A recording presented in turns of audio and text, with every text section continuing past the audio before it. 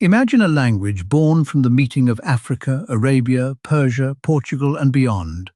A language that carries the sounds of ocean waves and the footsteps of ancient traders.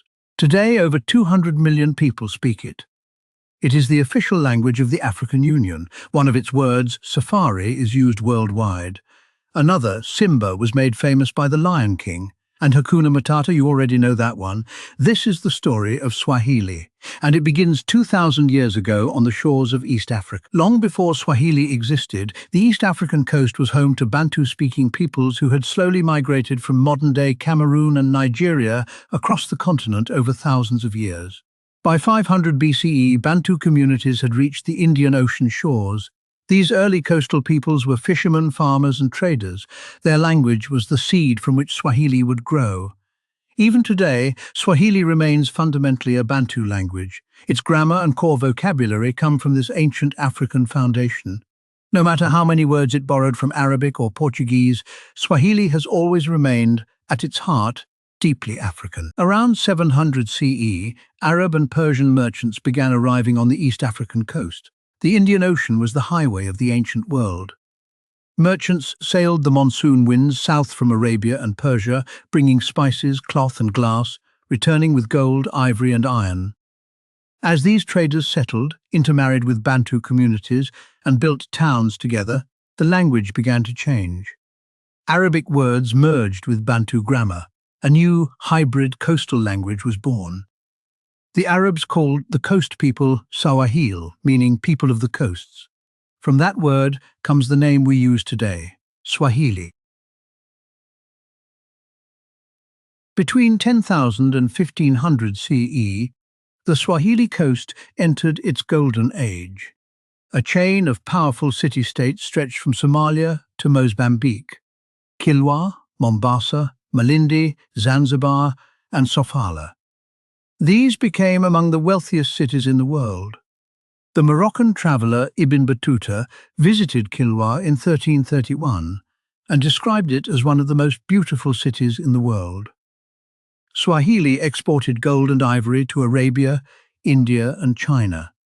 It imported porcelain from China and glass from India. Swahili became the language of commerce, diplomacy and culture. A language of power and prestige. In 1498, Vasco da Gama rounded the Cape of Good Hope and sailed north along the East African coast, the first European to reach the Indian Ocean by sea. The Portuguese recognized the wealth of the Swahili city-states and set about conquering them. They bombarded Mombasa, plundered Kilwa, and seized the Indian Ocean trade routes. The Swahili Golden Age was over. But the Portuguese left their mark on the language. Mesa, table, from Portuguese mesa, bandeira, flag, from bandeira, and most fascinatingly, gereza, prison, comes from riga, the Portuguese word for church. A church became a prison.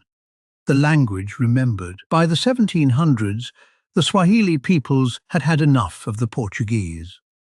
With help from the Sultanate of Oman, they drove the Portuguese out of East Africa. The Omanis established a new empire, with Zanzibar as their capital.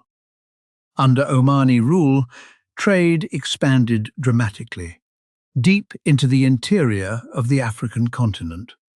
Arab and Swahili traders pushed caravan routes hundreds of miles inland, and wherever the caravans went, Swahili went with them. For the first time, the language spread far beyond the coast into the heart of East and Central Africa. The late 1800s brought European colonialism. Germany took Tanzania, Rwanda, and Burundi. Britain controlled Kenya and Uganda. Here is one of history's great ironies. Colonialism accidentally made Swahili stronger. The Germans and British found it impossible to govern such vast territories in European languages, so they used Swahili as the language of administration, trade, and education. German missionaries built schools, Schule in Swahili, borrowed directly from the German Schule. Colonialism inadvertently created a vast network of Swahili speakers across East Africa. What was once a coastal trade language became a lingua franca for millions. When East African nations gained independence in the 1960s, Swahili was ready. Tanzania's first president, Julius Nyerere, known as Mwalimu, the teacher, declared Swahili the national language of Tanzania. Not English, not a tribal language. Swahili, the language of all Tanzanians. Kenya followed. Uganda followed. Rwanda followed. Today, Swahili is official in Tanzania, Kenya, Uganda, Rwanda, and the Democratic Republic of Congo. And in 2004, the African Union declared Swahili an official continental language, the first Bantu language ever to receive that honor. Today, Swahili has over 200 million speakers, the most widely spoken language in sub-Saharan Africa. But its reach goes beyond Africa. Safari is used by English speakers worldwide. Simba, Rafiki, Pumbaa, and Hakuna Matata from The Lion King are all Swahili. Google, Microsoft, and Meta have all added Swahili to their platforms. Swahili is one of the fastest-growing languages on Duolingo.